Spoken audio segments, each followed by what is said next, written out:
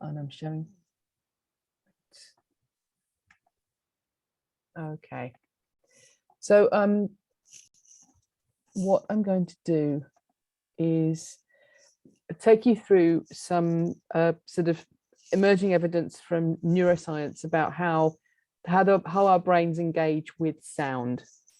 So I hope this will be relevant and interesting to people who are interested in digital sound and digital music, because of course you're at the opposite end of thinking about how perception works, because you're kind of creating objects for perception. So what I want to start with is just a very general kind of point about how we know what we know about how brains process sound. So for a very, very long time, the main way that we were able to understand how brains process sound, and in this example, speech, came from examples from cognitive neuropsychology. So examples where people have had damage to the brain, changes to the brain that have affected aspects of their ability to perceive or produce speech.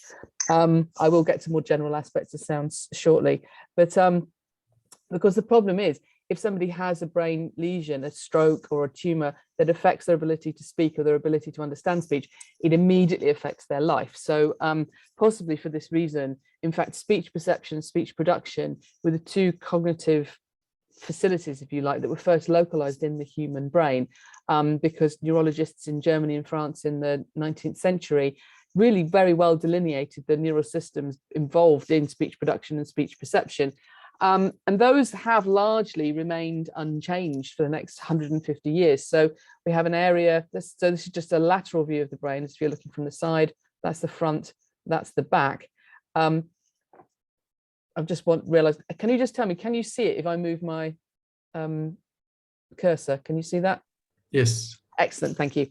So as if we're looking from the side, we have a region here which is very important in speech production, and then a region back here, a very large part of the brain, which is involved in speech perception. And one of the things that was always of a slight concern for me and my colleagues was that this is a huge amount of brain territory back here.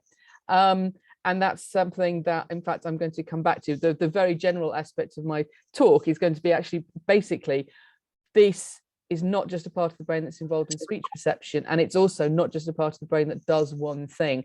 Perception of sound doesn't mean one kind of processing. There's a range of different things probably involved in perception.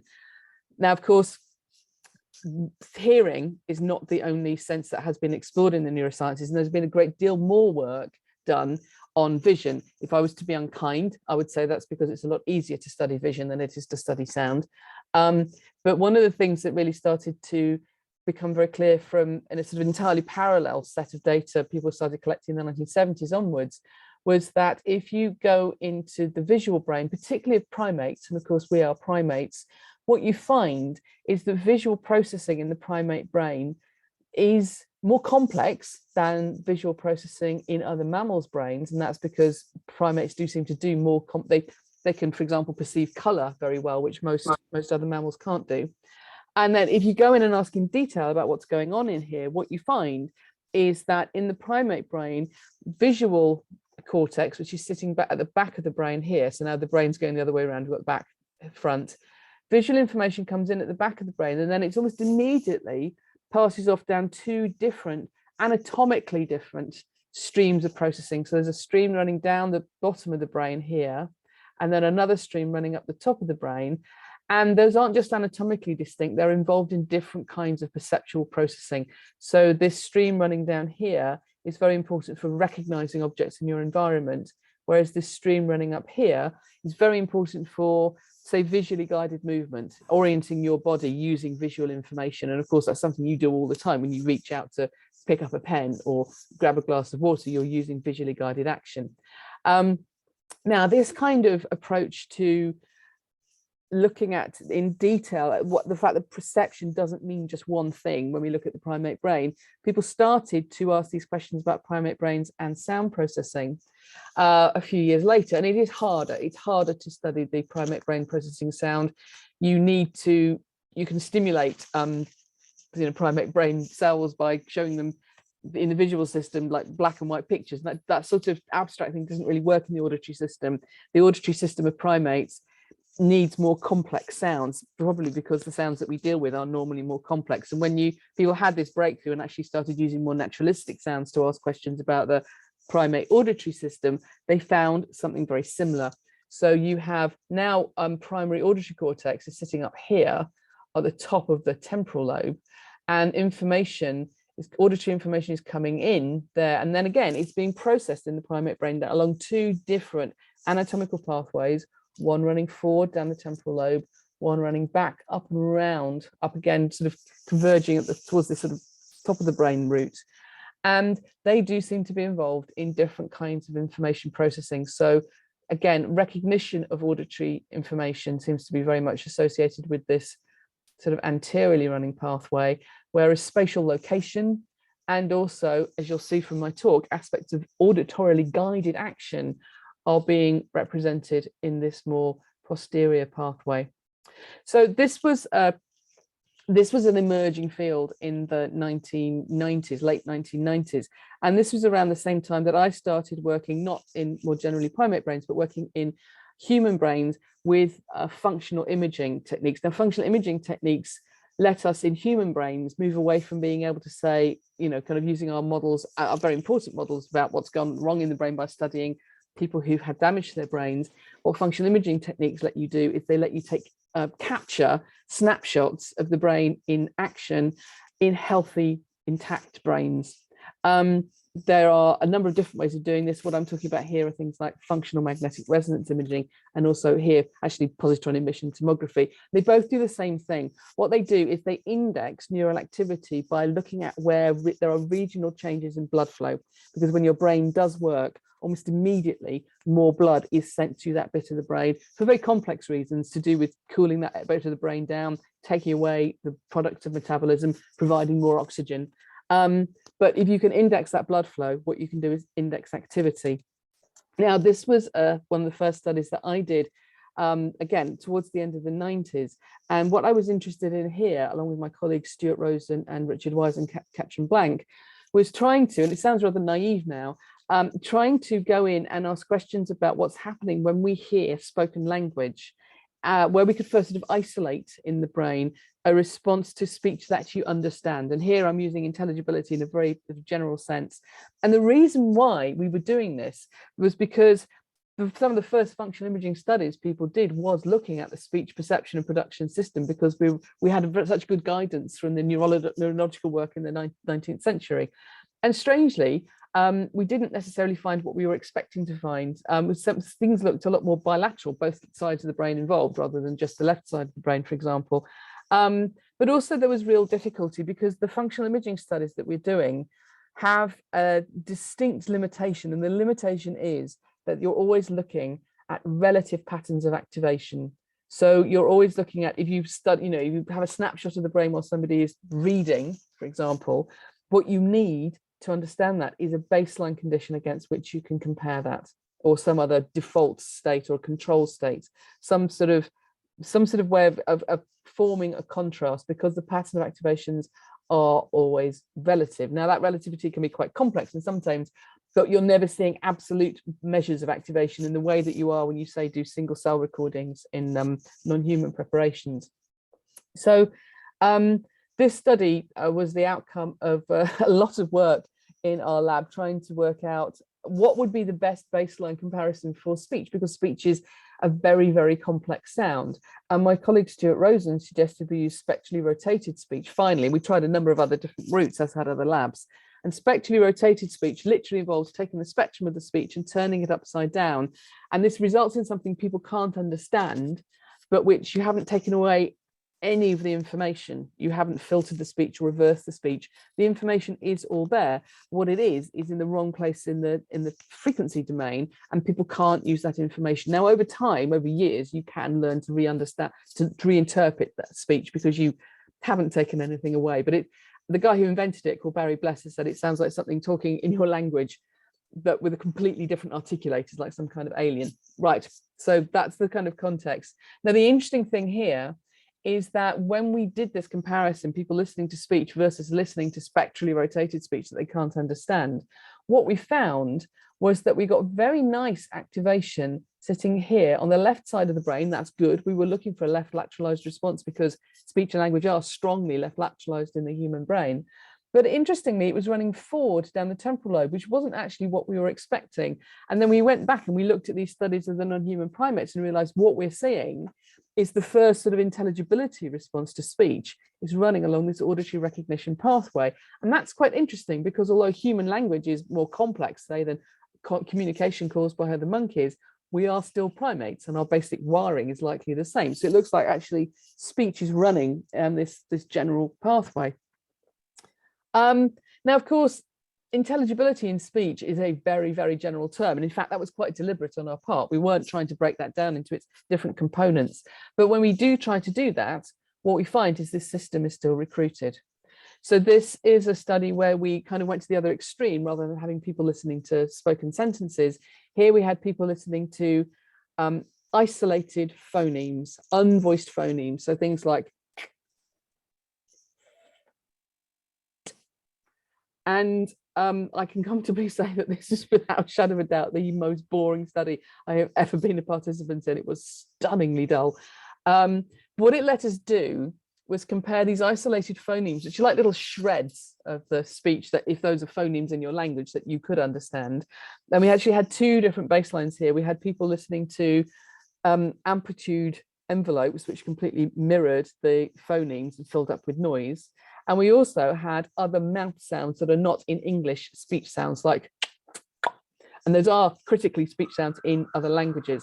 Then they're made in very similar places of articulation, but you're pulling the air into the mouth. They're called ingressive speech sounds, and very common in sub-Saharan Africa, not at all common, in fact, not even heard as speech in a Western language like English.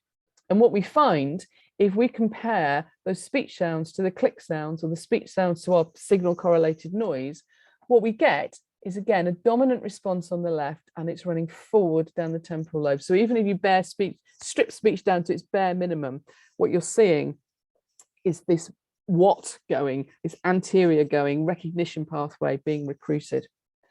If you look at a different aspect of speech, and this is actually looking at syntax, I did this study with my colleague Han van der Koot, who's a syntactician at UCL, and he, when I'm talking to him, I always can understand exactly what it was that we did, but I forget as soon as he stops talking. But all we need to worry about here is that what we're seeing here running forward, again, down the temporal lobe, is activation associated with variation in syntactic structure, while overall semantics remain the same. So whatever is happening along that intelligibility pathway, it's not just picking up on separate phonemes, it's also processing the syntactic structure of those sentences. And if we do a different kind of manipulation to the speech, and here what we're doing is we're varying the intelligibility of speech by varying the number of channels in vocoded speech. We also flattened the intonation of the speech. All speech is spoken with an intonation profile of some kind. You don't find that we talk to each other like this. No language in the world speaks this way. And when we do this, so we have normally intonated sentences like the man tied his scarf versus the man tied his scarf. So we didn't have it completely flat because that gives a weird ringing effect, which you probably know more about than me. Very slightly declining a pitch. Now, I was worried about this because the man tied his scarf sounds so odd. I thought we're going to get a lot more activation to that than we will to the man tied his scarf. But that's not what we found. And interestingly, it was very sharply lateralized to the right. So the right side of the brain running forward down this anterior pathway, this recognition pathway, is much more interested in the intonation profile, the normal intonation profile of a spoken sentence than it is a flattened one.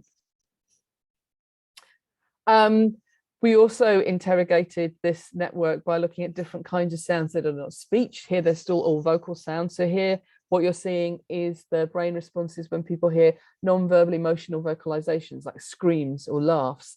And what you're seeing, again, is something very similar with this sort of response running forward down the temporal lobe along this recognition pathway is the one that first associated with sort of a comparison of those non-verbal vocalizations, emotional vocalizations over rotated baselines. But interestingly, again, this is now on the right side of the brain, not the left. So we're seeing both recognition networks on the left and the right recruited, but for different things.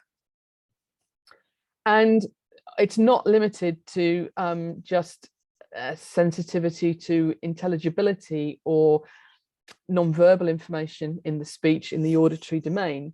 So in this study, we had people listening to noise vocoded sentences. So they are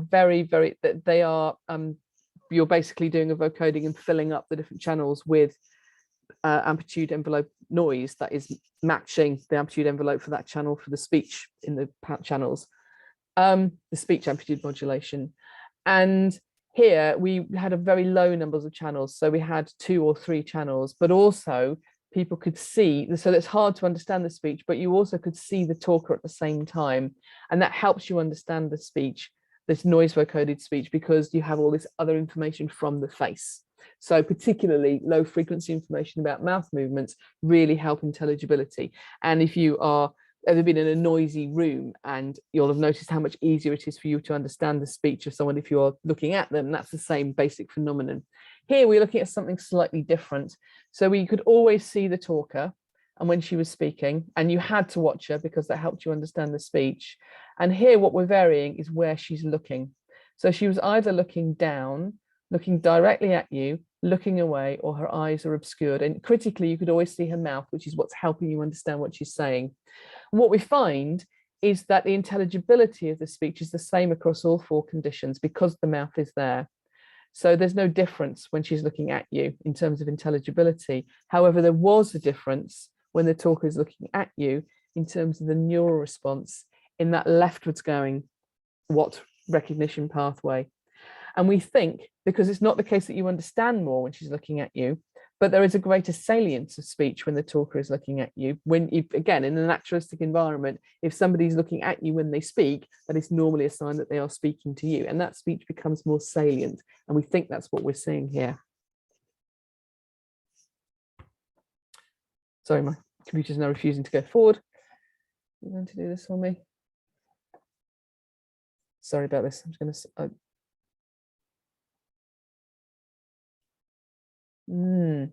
Oh, there we go. Right. So we've got this very general system of being able to pick up a lot of different aspects of auditory aspects of speech that are driving, and non-speech sounds that are driving this recognition pathway. How about some of these posterior areas? What do they do when we're speaking? Well, if we look at, again, we pop somebody into the brain scanner and we look at what's happening when they're talking, you get a very, very reliable network of regions that are activated during speech production.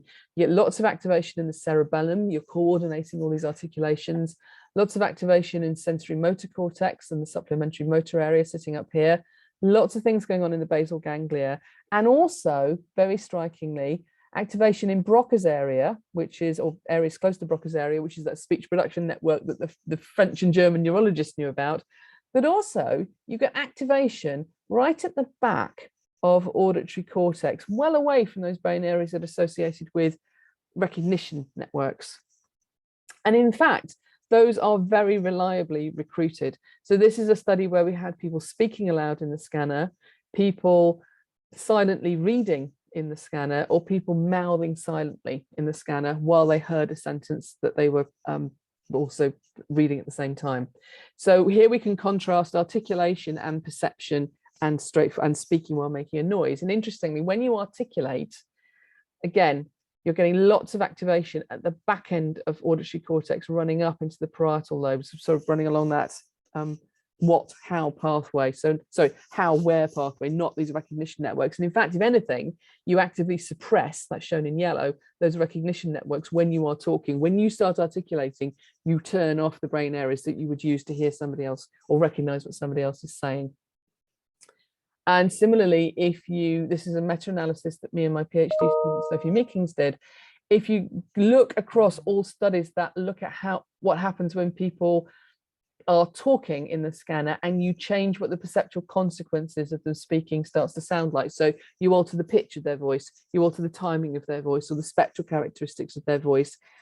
the activation across all of these different kinds of things is associated with activation right at the back end of the temporal lobe. Again, part of this kind of how-where pathway. So what we think is going on here is that there's a very important link in these posterior auditory fields between the perception of the perceptual systems that are sort of monitoring your voice or your articulations in a sensory motor way, rather than in terms of a recognition network.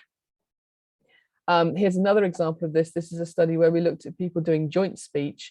And joint speech is just when you, maybe if you're pledging allegiance or in prayer, when you speak aloud with somebody else. Humans are very, very good at this. And it's universal. Wherever you find people, you want people to act together, you get them to speak in this uniform way together. And when you do this in the scanner, what you find is that this joint speech, so aligning your voice with somebody else, leans very, very heavily on these posterior auditory networks. So we're seeing this kind of very general system. We've got a recognition pathway in the human brain, as in other primates, associated with recognition, and something running up the back of the temporal lobe and projecting forward. That seems to be very important in sort of sensory motor processing in perception. So here, associated with where sounds are and how you might guide your articulations to either change, to control the sounds that you're making or to adapt to auditory conditions around you. And there are some very general properties associated with this. So, for example, the Watt pathway, it looks very hierarchical in its processing. It's very flexible in its processing. It processes multiple streams. There are strong asymmetries between the left and the right hemispheres. It seems to be really important in the classification and the recognition of sounds. It maps directly into our semantic system. So it's a plug right into the wider language network. It strongly interacts with the visual system. Doesn't seem to be normally involved to guide production of your own voice. In fact, if anything, it's turned off when you're speaking. Whereas this how pathway does not look hierarchical. It has a reduced acoustic selectivity, and I'll show you some examples of that. It does not map directly into semantics. It's very important for wider sensory motor processing, and we think is engaged immediately in the kind of online guidance of sound production, almost certainly not just for speech. It interacts with somatosensation, and it's particularly involved when your voice is changing. And of course, we actually change how we speak all the time. Now, we don't know anything about the underlying principles that that underlie the kind of organization of these perceptual networks in these different streams. And I'm just going to give you a short example of what something that we think might be important. So there have to be differences. It's not an explanation to say that they respond in different ways when we do different things. That's not an organizational system. And something that is also, I think, very important is that everything I've said here, I've kind of grounded in speech, but I've hardly ever studied anything that's not speech. And could we come up with an organizational system that might say, give us a handle on a wider pattern of perceptual processing for sound in general, rather than just speech? And one of the things we think is probably important is actually the temporal response characteristics. So if you actually say, rather than saying what do these different brain areas respond to, and say how do they respond, what are the response characteristics, what you find, and this has come out from Eddie Chang's lab over the past few years, is that one very general difference that you find if you look in these early auditory areas in the temporal lobe in the human brain is that they respond differently in terms of their temporal characteristics. So if you look at the onset of any sound in these systems, so now we're not saying speech or music, just when sounds start, what you find that in these auditory areas running forward, they start late and then they remain sustained in their response. Whereas these very posterior areas, or these caudal responses, what you find are neural responses that really care about the starts and ends of sounds, but then he shows very transient response. They don't have this sustained response. And we think these sustained responses are probably linked to these recognition networks, which are slower, hierarchical, lots of feedback, whereas these very transient responses to starts and ends are probably more associated with what you would need to do to align your behavior in time with those sounds, so more sensory motor organization. And that's, so we think a lot of those characteristics that I described in that previous panel actually can be associated with these different temporal characteristics of these auditory areas. I'm not going to go into this in too much detail, but for example, if you look at the back end of the temporal lobe, sorry, the brain areas back here can track both fast and slow amplitude modulations, whereas down here they can only track slow amplitude modulations. There really is a difference in the kind of the granularity of the temporal characteristics that these brain areas can tap into. So they show in their responses different temporal characteristics, and they have different kinds of temporal sensitivities. So just to zoom back round into speech again, very briefly, you know, we look at people speaking and we say, there's the most complex sound in nature. It's an extraordinary thing. There's nothing, no other animal can make the sounds we make. But again, what we tend to always do is frequently say, well, look at that, and that's spoken language. Let's explore this as a manifestation of the wonder of human language. But of course, there's something else really interesting going on here, which is that speech is a phenomenally complex sound. We are producing this incredible sound. And a few years ago, the postdocs in my lab said, you know, we should do more work looking at people who are beatboxers. And I was like, what even is beatboxing? But this is just a comparison. So that's someone talking in the scanner. And again, phenomenal complexity. This is someone beatboxing in the scanner. And this is so much more complex than speech. It's extraordinary. So look at the size of the alterations he's making in his vocal tract by how he starts to move his tongue. The spaces he's creating there. And also, if you listen very carefully, he starts making multiple sources of sound. So he's quite often making a different sound at his larynx and something else at his lips, and then something else with nasal harmonics.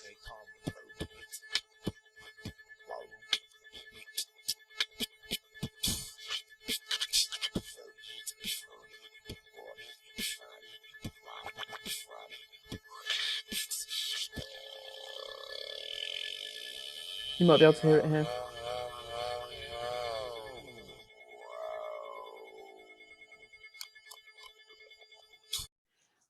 And we thought, what would happen if we went in and asked questions about human sound production characteristics and how those affect the way that we hear sounds in a way that gets away from speech and thinks more about these sound production characteristics. So we ran a study, this was led by Saloni Krishan in my lab, where we looked at expertise in musical skill, and we took beatboxers, like this beatboxer here, professional beatboxers, and the other group of musicians we took were people who are professional electric guitar players.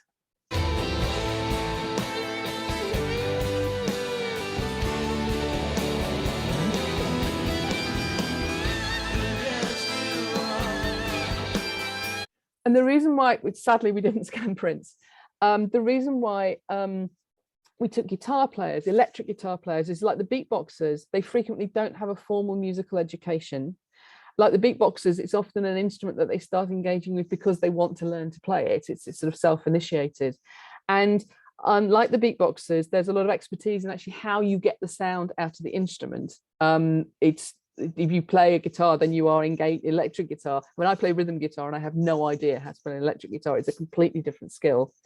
And also they're made with totally different effectors. So the beatboxers are using their articulatory networks, and the guitarists are using an instrument and they're using their hands. And what we did was we took them into the scanner, and everybody heard, along with a group of, so we have 20 professional guitarists, 20 professional beatboxers, and 20 people who've never played a musical instrument. And they all hear the same pieces of music. They hear completely novel examples of very, very expert beatboxing, and they hear completely novel examples of electric guitar playing. And what we then do is just look to see what networks are activated. So here we've got our non-musicians, and it doesn't matter if they're listening to guitar music or beatboxing, you're seeing the same brain areas activated. The guitarists look different when they're listening to guitar music, and the beatboxers look different when they're listening to the beatboxing music. And in fact, if we then look at the interaction terms, so now we're just looking at the musicians and we're looking for the brain areas recruited when they hear the instrument they can play, you see a very beautiful effect that is in fact very, very similar across the two groups of musicians, although their musical skills are extremely different, but also a very strongly left lateralized network, largely in this sensory motor systems, but that is very different. Well, let me rephrase that.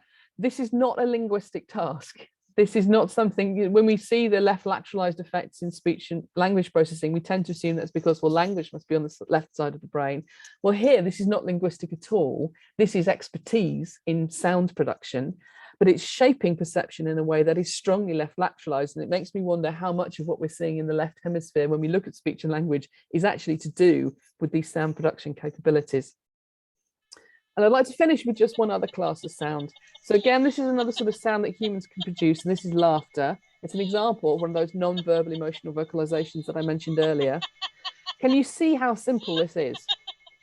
This is completely unlike the speaking and the beatboxing. It's actually very, very like how other mammals vocalize. There's sound production going on at the larynx, and then the vocal tract is just being opened. The tongue's just sitting at the bottom of the mouth. Now, laughter is interesting because it's actually an example of a highly behaviorally contagious sound. A lot of the laughter that people produce is happening just because they've heard, example, of somebody else laughing. And you can actually see mirrors of this in the brain. So this is a study where we were looking at that I showed you earlier, people listening to non-verbal vocalizations.